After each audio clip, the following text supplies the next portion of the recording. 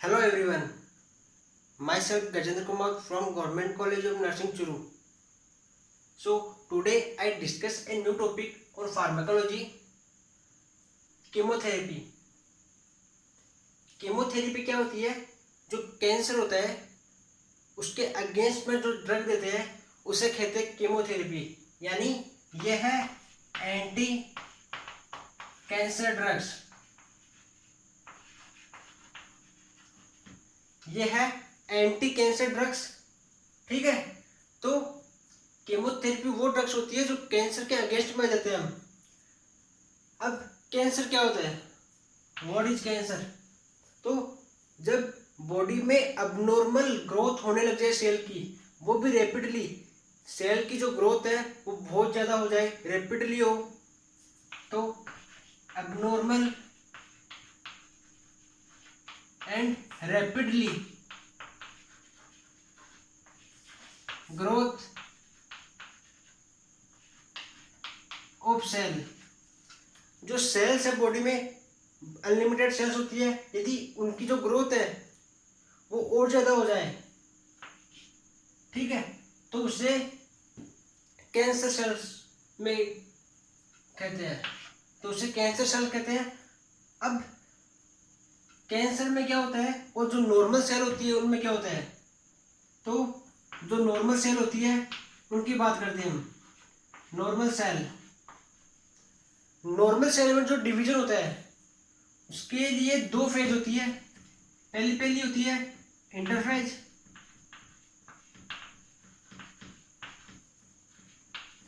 और दूसरी होती है एम फेज।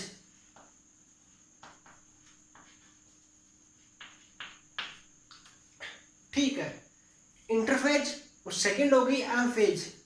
अब जो नॉर्मल सेल है वो इंटरफेज में 90% ऑलमोस्ट टाइम अपना इंटरफेज में लेती है, और एम फेज में लेती है वो 10%। जो डिवीजन होता है वो एम फेज के अंदर होता है, और जो डिवीजन की जो प्रिपरेशन होती है वो इंटरफेज में होती है।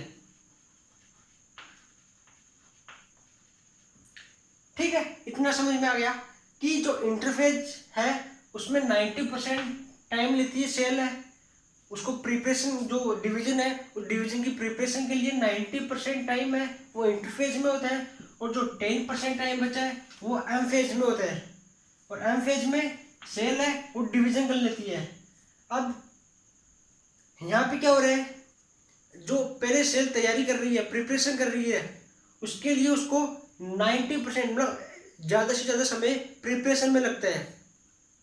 जैसे एग्जाम्पल की बात करें हम, कोई शादी है और शादी है तो उसके 1-2 महीने पहले ही हम जो प्रिपरेशन है वो स्टार्ट कर देते हैं, और शादी है वो ओनली 1 दिन की होती है, और जो उसके लिए प्रिपरेशन होती है वो 2 महीने से चलती आ रही होती है। ओके, तो इसके लिए ये एग्जाम्पल काम लेंगे। तो उस हिसाब से देखिए, तो इंटरफेज है उसमें 90% टाइम लग रहा है और एरफेज में 10 लग रहा है। तो जो मैक्सिमम टाइम होता है वो हमेशा प्रिपरेशन में लगता है, और जो डिवीजन होता है उसमें कम टाइम लगता है, जो रिजल्ट बाद में निकलता होता है उसमें कम टाइम लगता है। ठीक है, तो और एग्जाम्पल की बात करें, जैसे जो एग्जाम होती है, एग्जाम की प्रिपरेशन हम बहुत दिनों से करते हैं, पर एग्जाम 1 दिन का होता है। ठीक है, तो प्रिपरेशन में ज़्यादा टाइम लगता है और इसमें कम लगता है। इसके बाद हम बात करें कैंसर सेल की। कैंसर सेल में क्या होता है? कैंसर सेल में ये जो टाइम है वो अपोजिट हो जाता है, मतलब जो इंटरफेज है उसमें 10% टाइम लगेगा इंटरफेज में, और जो 90% टाइम है वो लगेगा एम फेज में। ओके, सो 10% टाइम लग रहा है इंटरफेज में और 90% लग रहा है एम फेज में। मतलब जहां प्रिपरेशन हो रही है, प्रिपरेशन यदि अच्छे से नहीं होगी तो डिवीजन बहुत ज्यादा होगा, क्योंकि डिवीजन में टाइम है वो बहुत ज्यादा लग रहा है। ठीक है, तो डिवीजन है बहुत ज्यादा होगा और प्रिपरेशन है वो बहुत कम होगी। ये होता है कैंसर सेल में। देखा आपने, जो कैंसर सेल होती है वो किस हिसाब से डिवीजन होता है। अब हम बात करें जो बॉडी है उसमें जो मैक्सिमम सेल्स है कैंसर वाली वो कौन कौन सी होती है, जहाँ पे जो डिवीजन होता है, सॉरी, जो जहाँ पे जो डिवीजन होता है सेल का वो एक्सेसिव कौन कौन से सेल में होता है।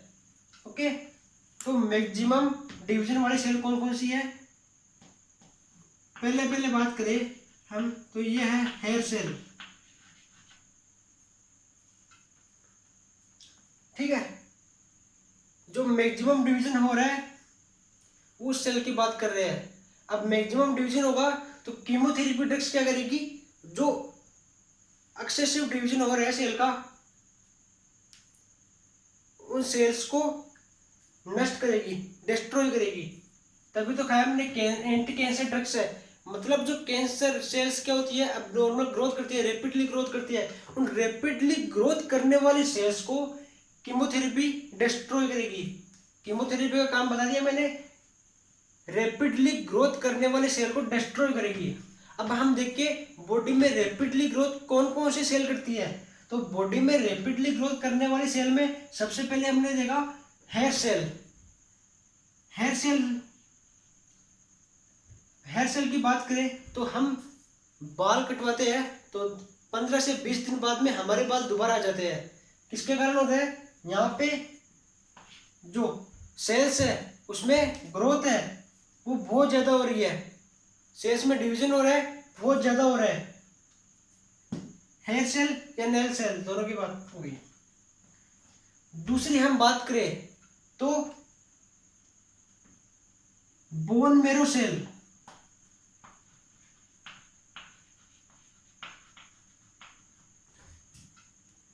बोन मेरो सेल में क्या होगा,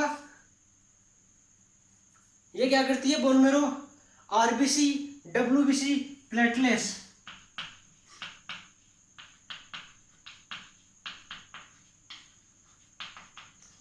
इनका फॉर्मेशन करती है। हमें पता है जो आरबीसी का लाइफ साइकिल है वो 120 दिन का होता है। डब्ल्यूबीसी न्यूट्रोफिल वगैरह आ गई, न्यूट्रोफिल, एओसिनोफिल, ग्रेनुलोसाइट, ठीक है। तो इनका साइकिल लगभग किसी का 10 दिन का होता है, किसी का 12 दिन का होता है, किसी का 5-7 दिन का होता है। और जो प्लेटलेट्स होती है उसका 7 से 8 दिन तक होता है। ओके, तो हम बात करें ये बॉडी में डिस्ट्रॉय होती रहती है और न्यू बनती रहती है। तो बोन मेरो सेल है वहां पे रैपिडली डिवीजन होता है जिसके कारण ये सेल्स है वो डिस्ट्रॉय होती रहती है और नई बनती रहती है। इसलिए तो कभी हमको एनीमिया वगैरह की कंडीशन नहीं होती है, कभी हमको जो थ्रोम्बोपिनिया है सर, जो प्लेटलेट्स है उसकी कमी है, कुछ भी नहीं होता है। हमें क्यों नहीं होता, ल्यूकोपिनिया भी नहीं होता, थ्रोम्बोसाइटोपिनिया कुछ भी नहीं होता। क्यों नहीं होता, क्योंकि जो बोन मेरो सेल्स है उनमें रैपिडली डिवीजन होता है, रैपिडली डिवीजन होता है जिसके कारण ये सेल्स बनती रहती है। ठीक है, थर्ड की बात करें हम, GI cells, gastro intestinal cell, जो डाइजेस्टिव सिस्टम होता है। ठीक है, डाइजेस्टिव सिस्टम का क्या होता है, जो भोजन है उसको डाइजेशन करवाना। ओके, उसका डाइजेशन करवाना, उसका एब्जॉर्प्शन करवाना। तो हम खाना खाते हैं और खाना खाने के बाद हमारा काम फ्री हो जाता है, लेकिन जो बॉडी है, जो बॉडी में डाइजेस्टिव सिस्टम है उसका काम स्टार्ट हो जाता है। ठीक है, तो डाइजेस्टिव सिस्टम क्या करता है, उस भोजन को, जो फूड है उसको डाइजेस्ट करवाता है और उसको एब्जॉर्ब करवाता है। तो यदि ये काम चलता रहेगा, रैपिडली होता रहेगा, तो इसकी जो सेल्स ग्रोथ है वो रैपिडली होती है। ओके, तो इसकी सेल्स है वो रैपिडली होती है, ग्रोथ करती है। इतना आ गया समझ में। अब हम बात करिए फोर्थ, गैमेट्स। गैमेट्स गैमेट्स में हम बात करें मेल में स्पर्म है। ठीक है, स्पर्म की ग्रोथ है, जो सेल डिवीजन है इसका, स्पर्म में जो डिवीजन होता है वो बार बार होता है, रैपिडली होता है। इसका डिवीजन होगा वो बार बार होगा, रैपिडली होगा। और यदि इसका डिवीजन है वो रैपिडली होता रहता है। अब रैपिडली होता रहता है, इसका एग्जांपल दें हम तो जो सिंगल लौंडे होते हैं, ठीक है, उनको गैमेट सेल का डिवीजन बहुत अच्छे से पता है। क्यों पता है? क्योंकि जो सिंगल अंडे होते हैं, जिनकी गर्लफ्रेंड नहीं होती है या जो अनमेरिड है, उनमें मास्टरबेशन की एक हैबिट होती है। ओके, तो वो क्या करते हैं, दिन में 1-2 बार मास्टरबेट करते हैं, जिससे क्या होगा, स्पर्म है वो बाहर आएंगे और वहां पे बॉडी में स्पर्म है, उसमें सेल्स में डिवीजन फिर से स्टार्ट होने लग जाएगा और स्पर्म में उसका प्रोडक्शन स्टार्ट हो जाएगा। तो स्पर्म का प्रोडक्शन स्टार्ट हो रहा है, तो इसकी जो सेल्स है वो रैपिडली डिवीजन करेगी, ताकि यहाँ पे स्पर्म नहीं है, क्योंकि जो पर्सन था उसने बाहर निकाल दी स्पर्म, इजैकुलेशन कर दिया उसका। ठीक है, तो ये है गैमेट्स। गैमेट्स में डिवीजन जो सिंगल लड़के हैं वो इजीली समझ सकते हैं इसको, इसका डिवीजन है वो कैसे हो रहा है। जो हेयर सेल है बता दिया उसमें सारा। अब हम बात करें साइड इफेक्ट की, तो साइड इफेक्ट की बात करते हैं कि जो कैंसर जो कीमोथेरेपी लेते हैं उसका साइड इफेक्ट क्या होते हैं जो रैपिडली ग्रोथ करती है उन सेल पे।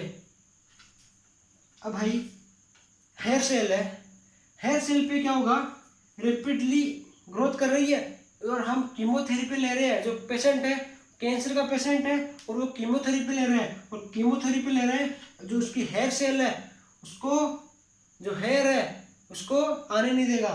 ठीक है, और पेशेंट में क्या हो जाएगा, जो हेयर है उसका लॉस हो जाएगा, और हेयर का लॉस हो रहा है इसको हम बोलते हैं एलोप्सिया।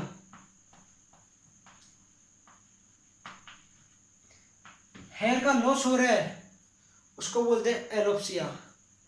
अब हम बात करें एलोप्सिया, एलोप्सिया है जो कीमोथेरेपी ड्रग्स ले रहे हैं उसके कारण पेशेंट है उसके हेयर लॉस हो रही है, तो एलोप्सिया हो रहा है। जो लड़के होते हैं उनमें कैंसर होता है, तो आपने देखा होगा कि जो कोई भी व्यक्ति होता है जिसमें कैंसर की प्रॉब्लम होती है उसके जो बाल है वो गायब होते रहते हैं।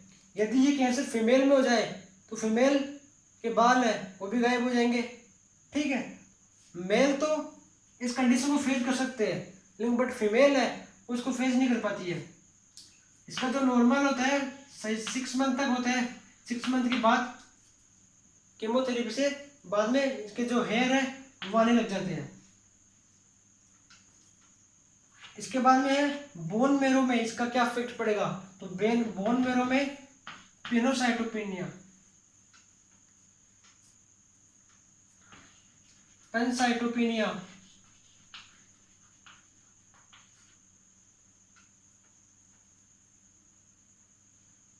तो बोन मेरो में इसका रहेगा पेनसाइटोपिनिया। पेनसाइटोपिनिया क्या होता है, जो आरबीसी डब्ल्यूबीसी प्लेटलेट्स है इन तीनों का लेवल है वो डिक्रीज हो जाएगा और इसको बोलेंगे पेनसाइटोपिनिया। इसके बारे में हम आगे डिस्कस करेंगे बहुत अच्छे से। जीआई की सेल्स है यदि वो है वो डिस्टर्ब हो जाए, ठीक है, तो होगा डायरिया, क्योंकि जो फूड है उसका एब्जॉर्प्शन भी नहीं होगा, डाइजेशन भी नहीं होगा, तो डायरिया होगा। और आपको पता है ये तो गैमेट्स है, यदि इसमें कीमोथेरेपी ड्रग्स क्या करेगी, पेशेंट को इनफर्टिलिटी कर देगी,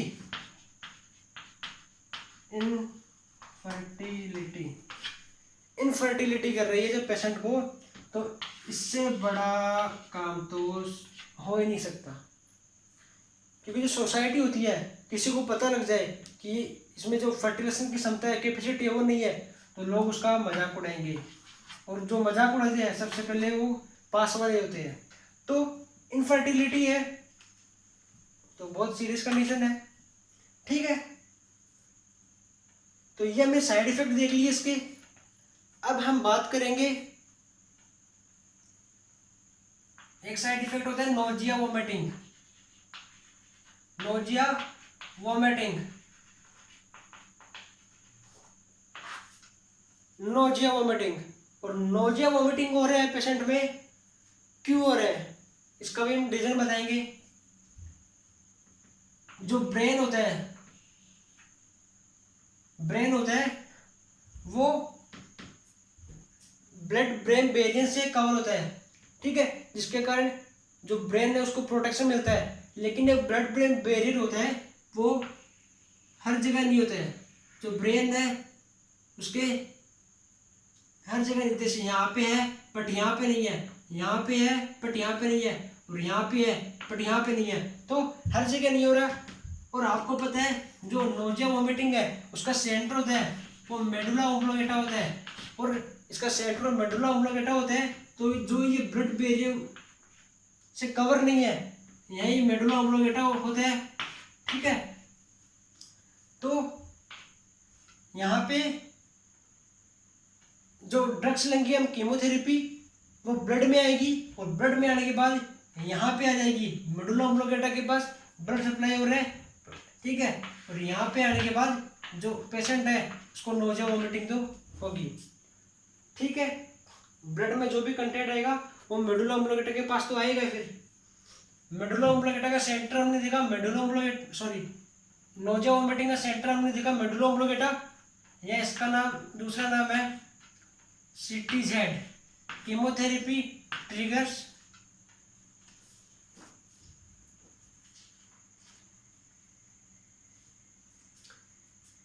ठीक है, कीमोथेरेपी ट्रिगर्स जोन, ये इसका दूसरा नाम है। नोजिया वोमिटिंग सेंटर या chemotherapy zone, chemotherapy triggers zone, okay. तो अब हम जो नोजिया वोमिटिंग है उसके लिए DOC लेते हैं, ड्रग ऑफ चॉइस लेते हैं। जो कीमोथेरेपी के अंदर जो नोजिया वोमिटिंग हो रहा है उसके लिए ड्रग ऑफ चॉइस की बात करें हम, ड्रग ऑफ चॉइस लेंगे इसमें हम ऑन्डास्टेरोन। ये तो सभी को पता है क्योंकि हॉस्पिटल में ओंडा और पेंटा के इंजेक्शन तो लगते ही है हर पेशेंट को, ठीक है। तो ऑन्डास्टेरोन तो आपको पता है नोजिया वोमिटिंग के लिए काम में लेते हैं, ये इसकी DOC होती है, ड्रग ऑफ चॉइस होती है, ओके। इतना पढ़ लिया हमने। अब हम देखेंगे ट्यूमोरल सिस सिंड्रोम, इतना समझ में आ गया है, ओके फ्रेंड्स। तो अब हम देखेंगे ट्यूमोरल सिस सिंड्रोम।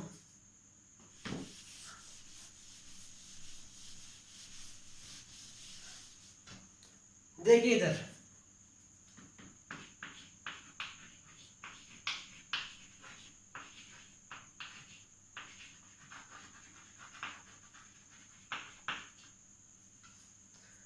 ट्यूमोरल सिस सिंड्रोम हो रहा है। ये क्या हो रहा है, जब कीमोथेरेपी लेंगे तो वो क्या करेगी, जो सेल्स है उसको डिस्ट्रॉय करेगी, ठीक है, ठीक है।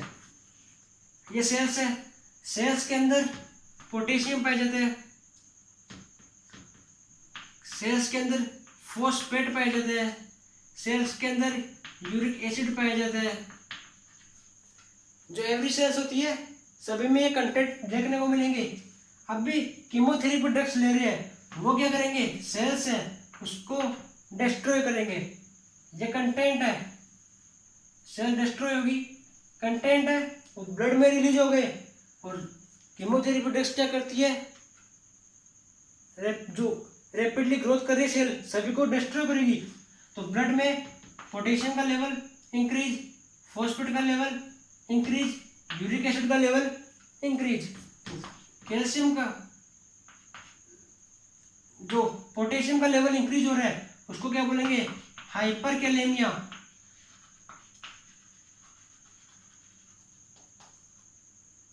फॉस्फेट का यदि लेवल है वो इंक्रीज हो रहा है तो उसको बोलेंगे हाइपरफॉस्फेटेमिया।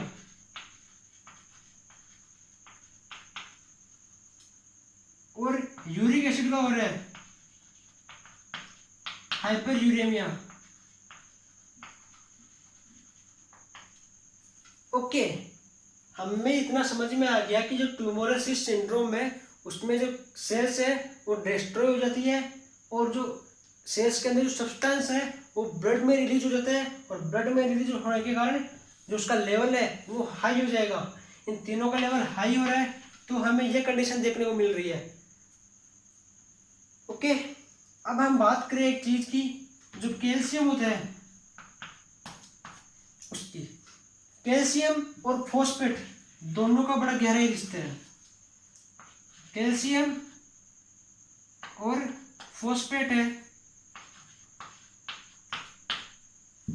दोनों का रिश्ता दोनों रिलेशनशिप में है।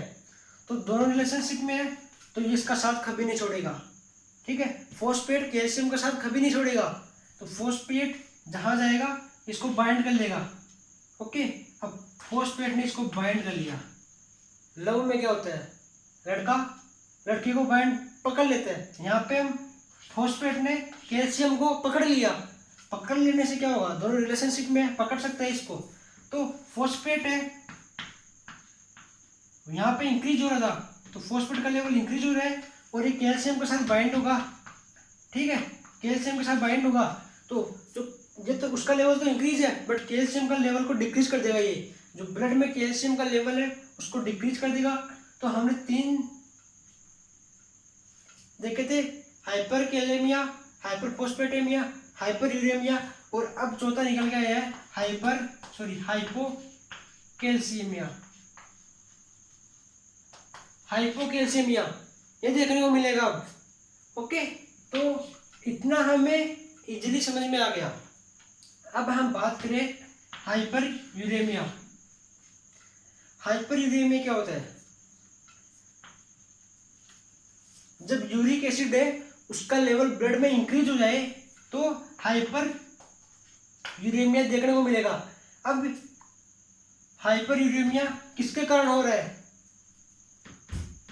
जो सेल्स में डीएनए होता है, डीएनए में होता है प्यूरिन और प्यूरिमिडीन।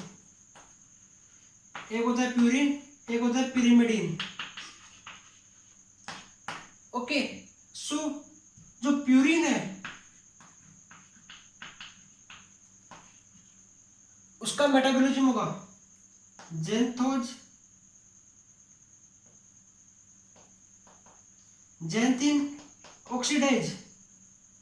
जेंथिन ऑक्सीडेज एंजाइम की प्रेजेंस में जब प्यूरिन का मेटाबॉलिज्म होगा, तो प्यूरिन का मेटाबॉलिज्म होने से प्यूरिन है यूरिक एसिड में चेंज होता है। तो यहाँ से आता है यूरिक एसिड। जो डीएनए का प्यूरिन है उसका मेटाबॉलिज्म होता है और मेटाबॉलिज्म से यूरिक एसिड बनता है। ओके, इतनी चीज़ हमें समझ में आ गई। अब यदि क्या होगा, जो प्यूरिन है उसका मेटाबॉलिज्म एक्सेसिव अमाउंट में होगा और प्यूरिन का मेटाबॉलिज्म एक्सेसिव अमाउंट में होगा तो यूरिक एसिड है उसका लेवल बढ़ जाएगा। यूरिक एसिड का लेवल बढ़ रहा है ब्लड में, तो ब्लड में यूरिक एसिड है वो बढ़ रहा है, तो क्या होगा, ये ब्लड क्या करता है, इस यूरिक एसिड को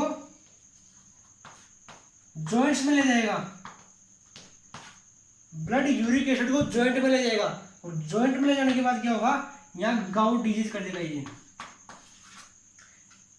डिजीज है, स्केलेटल सिस्टम में पढ़ेंगे हम।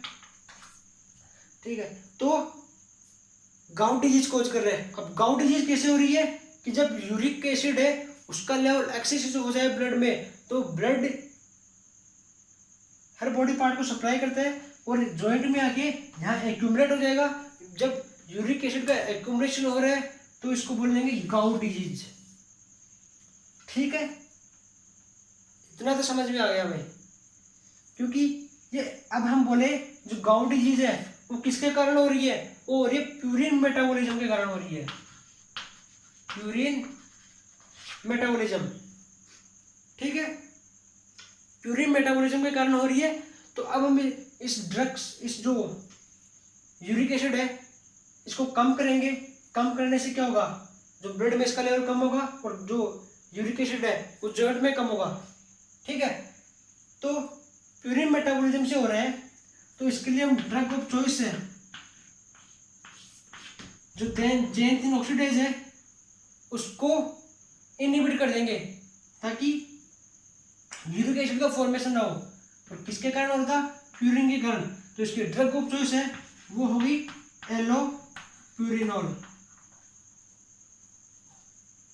एलोप्यूरिनोल प्यूरिन मेटाबॉलिज्म के कारण हो रहा है, इसलिए एलोप्यूरिनोल ये क्या करेगा, जेनथिन ऑक्सीडेज है उसको इनहिबिट कर देगा। ठीक है, ये है आपका हाइपर यूरेसिमिया। ओके, अब हम बात करें हमारे नर्सिंग इंटरवेंशन की, नर्सिंग मैनेजमेंट की बात करें तो नर्सिंग में इंटरवेंशन है, कीमोथेरेपी में हम क्या करेंगे,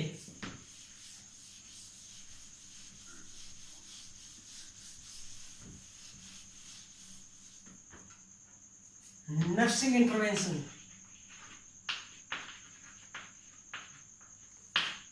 नर्सिंग इंटरवेंशन की बात करें हम, तो सबसे पहले हम कौन से रूट से देंगे? जो कीमोथेरेपी ड्रग्स है, यदि आपने वार्ड में ड्यूटी की होगी, हमने की है, तो पता है कि जो कीमोथेरेपी है वो आईवी रूट से देते हैं। सभी ने की होगी, जो कीमोथेरेपी है वो आईवी रूट से देते हैं।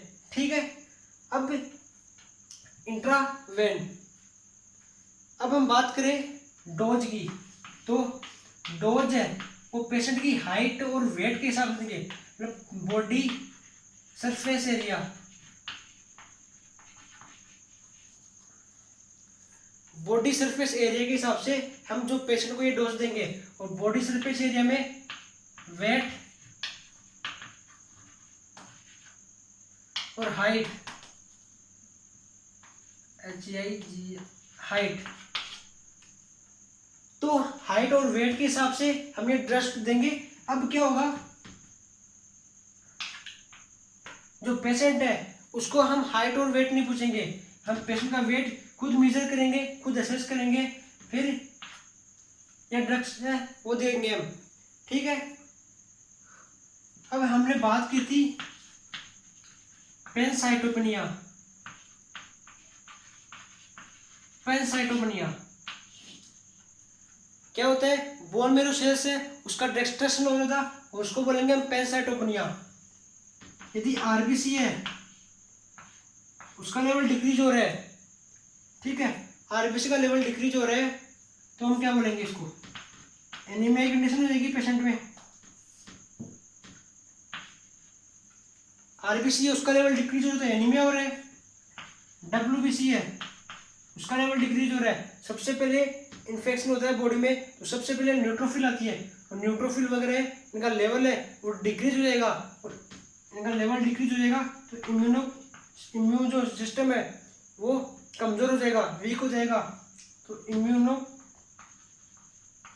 कॉम्प्रोमाइज्ड। ठीक है, जो इम्यून सिस्टम है वो कम हो जाता है, इम्यूनिटी डाउन हो जाती है। तो अब हम क्या करेंगे, जिस पेशेंट की इम्यूनिटी डाउन है, ठीक है, उसको कभी भी भीड़ भाड़ के इलाके में नहीं लेके जाएंगे।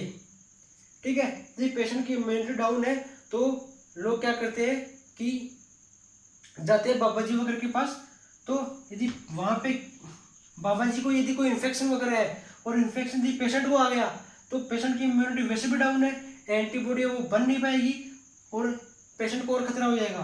तो क्राउडी प्लेस में नहीं जाने देंगे, क्राउडी प्लेस में पेशेंट को अवॉइड करेंगे जाने से। अब हमें पता है जो इम्यून है सिस्टम वो सप्रेस हो रहा है, तो जो लाइव वैक्सीन है वो नहीं देंगे। अब लाइव वैक्सीन है वो क्यों नहीं देंगे, वो अवॉइड क्यों करेंगे पेशेंट को? क्योंकि जो लाइव वैक्सीन है उसमें जो लाइव बैक्टीरिया माइक्रो ऑर्गेनिज्म है, लाइव बैक्टीरिया है, वो हम पेशेंट के अंदर इंटेक करवाते हैं, पेशेंट के अंदर देते हैं, तो वो क्या करेंगे, वहां जाके एंटीबॉडी नहीं बनाएंगे, क्योंकि यहाँ पेशेंट की एंटीबॉडी है वो कमजोर है, और वही बैक्टीरिया वहां पे एक और इन्फेक्शन कर देंगे। ठीक है, इसलिए लाइव वैक्सीन है वो कभी भी नहीं देंगे पेशेंट को। प्लेटलेट्स, तो प्लेटलेट्स की बात करें, प्लेटलेट्स यदि डिक्रीज हो जाए तो क्या होगा? अब प्लेटलेट्स डिक्रीज हो रही है तो उस पेशेंट को हम जो सेविंग है, सेविंग कराने जाते हैं लड़के, तो क्या होता है, हल्का फुल्का कट लग जाता है। ठीक है, क्योंकि जो रेजर होती है वो तीखी होती है, उसमें ब्लड होती है, तो अवॉइड करेंगे रेजर शेविंग। जो रेजर से शेविंग करवा रहा है उसको अवॉइड करेंगे कि भाई तू रेजर से शेविंग मत करा, कि तेरी इम्यूनिटी वैसे भी डाउन है, और यदि प्लेटलेट्स भी डाउन है, और यदि तू रेजर से करवाएगा तो कट लग गया तो वो ब्लीडिंग है वो रुक नहीं पाएगी। ठीक है, जा रहा है चिकना बनने लेकिन हो नहीं पाएगा, वो ब्लीडिंग है वो रुक नहीं पाएगी, मुंह लाल हो जाएगा पूरा। ठीक है, तो अवॉइड करेंगे रेजर को। सेकंड की बात करें हम, एस्प्रिन है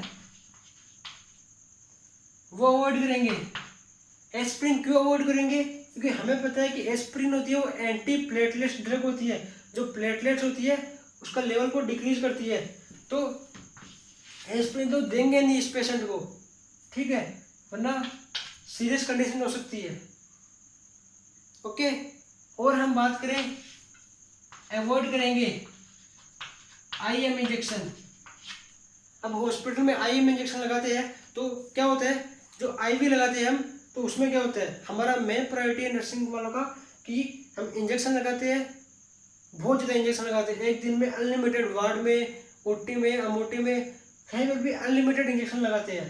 तो अवॉइड करेंगे हम आईएम इंजेक्शन को, क्योंकि आईवी इंजेक्शन होता है उसमें पहले हम वेन है वो असिस्ट करते हैं, और वेन असिस्ट करने के बाद उसको आराम से लगाते हैं। पर जब हम आईएम लगा रहे हैं तो आईएम पीछे लगाते हैं और ठोक देते हैं, जैसे पेशेंट झुका और इंजेक्शन ठोक दिया, वहाँ पे इंजरी के जो चांसेस है वो ज़्यादा हो सकते हैं। जो नॉर्मल पेशेंट होते हैं उसमें ब्लीडिंग है वो रुक जाती है, बस इनमें जो प्लेटलेट्स कमज़ोर है, जिनकी प्लेटलेट्स डाउन है, उनमें आईएम इंजेक्शन कभी नहीं लगाना। ओके, ठीक है, तो ये प्लेटलेट्स जो पेनसाइटोपेनिया है वो है कंप्लीट। इसके बाद में हम डाइट की बात करें तो डाइट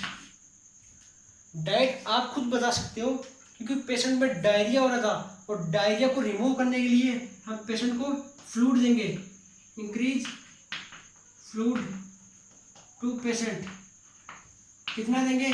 2 से 3 लीटर पर डे, तो ये तो देंगे ही, ठीक है, इतना फ्लूइड तो हम पेशेंट को देंगे ही, क्योंकि डायरिया हो रहा था, डायरिया को रिमूव करने के लिए, जो डिहाइड्रेशन है उसको रिमूव करने के लिए ये देंगे, ठीक है।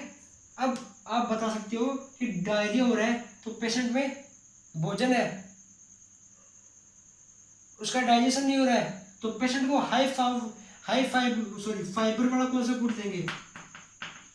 Fibre food. हाई देंगे या लो देंगे? हाई देंगे या लो देंगे? यदि हमने पेशेंट को हाई फाइबर वाला फूड दे दिया, वो क्या करवाता है? कॉन्स्टिपेशन करवाता है, कब्ज, ठीक है, कॉन्स्टिपेशन करवाता है। तो पेशेंट है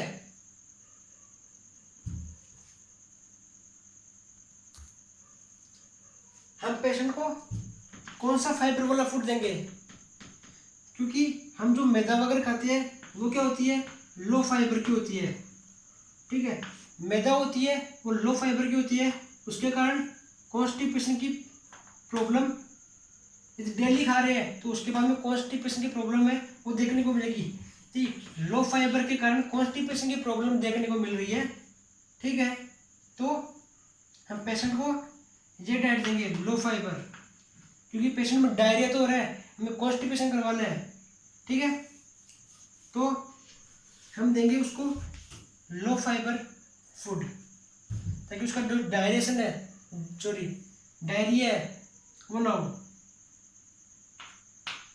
इसके बाद में हम बात करें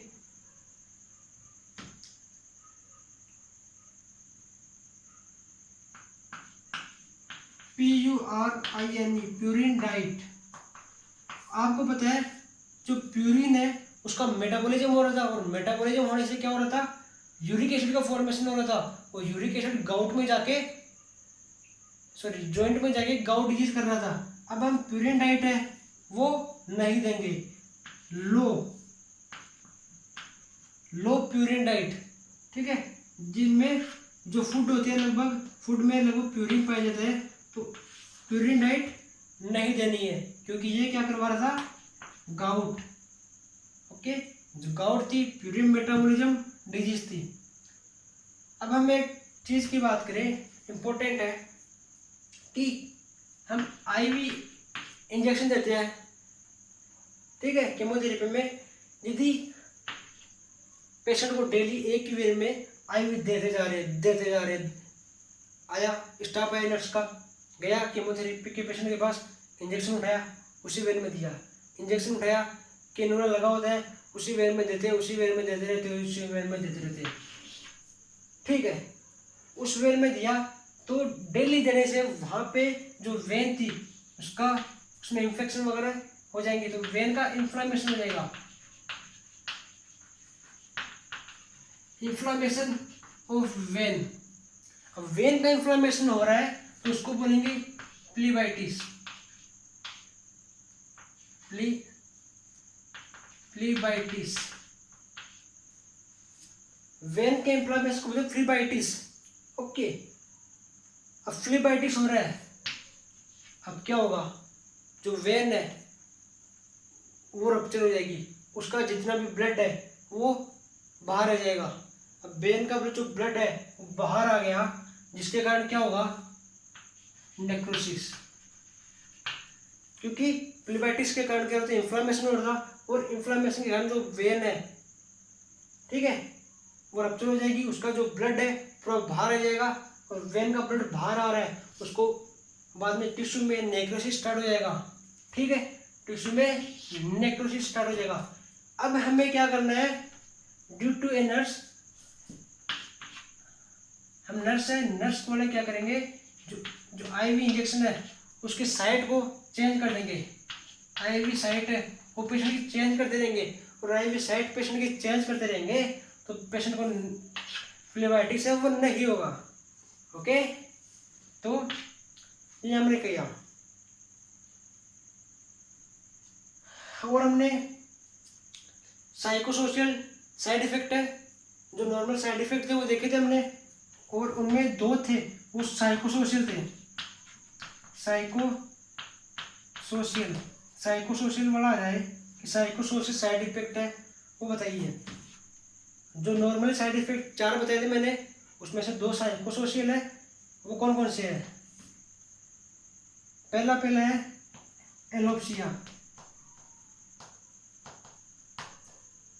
एलोप्सिया कैसे साइकोसोशियल है, हमने बताया था कि इसमें जो हेयर है उसका लॉस हो रहा है, और हेयर का लॉस होगा तो क्या होगा, साइकोसोशियल मतलब जो दिमाग पर जो डिप्रेशन डालेंगे। ठीक है, अब हेयर का लॉस हुआ, जो लड़कियां होती है उनमें भी हेयर का लॉस हो रहा है तो चलता है उनके, वो दाढ़ी बड़ी करके कट वट लगाएंगे और उसको एक डिजाइन बना लेंगे।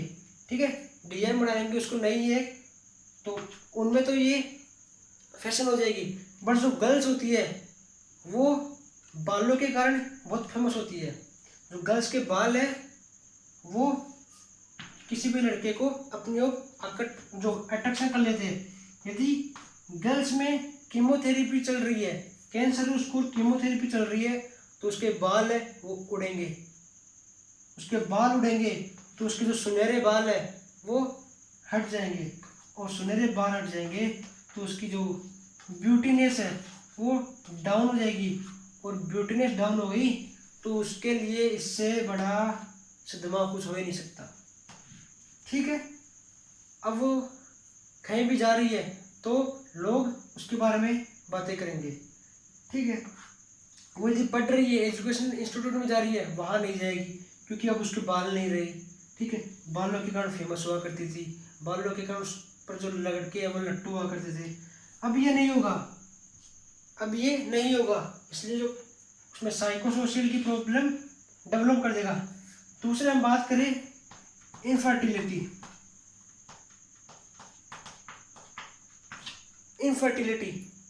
उसमें फर्टिलाइजेशन की कैपेसिटी नहीं रहेगी, जो पेशेंट है उसमें फर्टिलाइजेशन की कैपेसिटी नहीं रहेगी।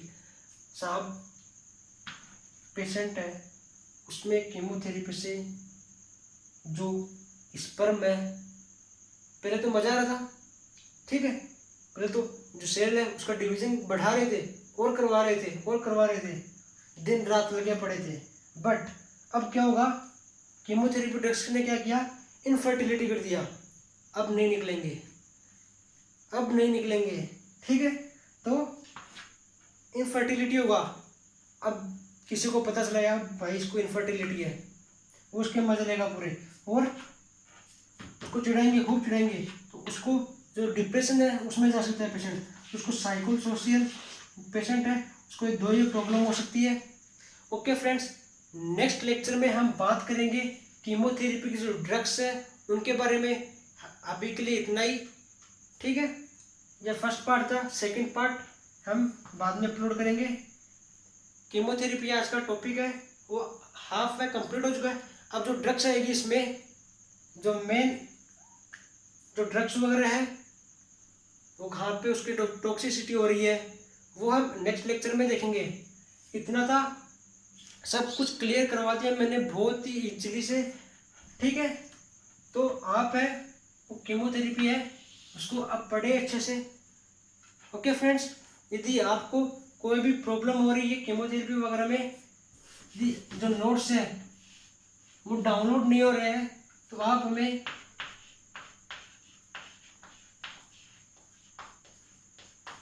इन नंबरों पर व्हाट्सएप मैसेज कर सकते हैं। वहाँ से आप जो नोट्स है वो ले सकते हैं मेरे से।